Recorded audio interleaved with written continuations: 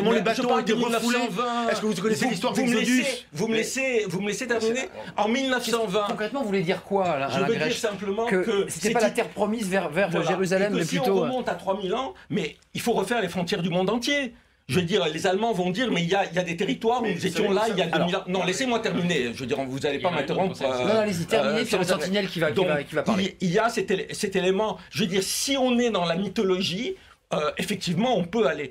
Pour les Palestiniens, et je crois que c'est une réalité, le mouvement sioniste a été un mouvement colonial. C'est-à-dire des colons qui s'installaient dans un territoire où il y avait une autre population et qui les ont expulsés. Maintenant, il y a une réalité de fait qui doit nous amener à trouver une forme de compromis. Mais cette situation coloniale, comment on peut demander aux Palestiniens de dire on va reconnaître la légitimité de la demande juive sur la Palestine? C'est impossible. C'est une sentinelle, il est connecté, parce que dans notre émission, il y a des sentinelles citoyennes. Exprimez-vous, parce que vous aviez envie de parler, et puis le débat était vif.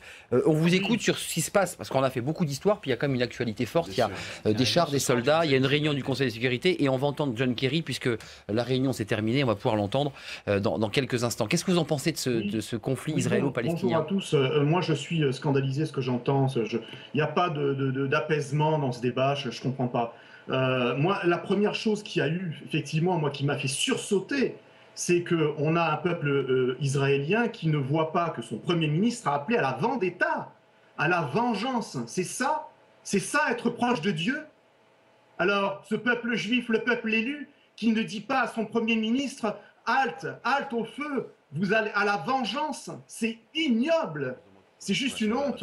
On n'entend pas, Monsieur Macias, Monsieur Bruel, le président du CRIF, notre Premier ministre, le chevalier blanc de contre la haine, etc., qu'on a entendu pendant des mois. On les entend plus, ces gens-là, en disant « Mais attendez, le peuple élu, le peuple juif, c'est le peuple élu. » Mais alors, attendez, Thierry, vous n'en pas, on a entendu votre point de vue. Non, mais c'est juste inadmissible, la vendetta. La vendetta. Qu'est-ce que vous répondez? Vous avez été un des conseillers. Est-ce que c'est vrai? Il est manifestement, qu'est-ce que vous voulez, il a le discours typiquement antisémite. Voilà ce que je peux répondre. C'est même pas la peine. Pour vous, c'est l'antisémitisme.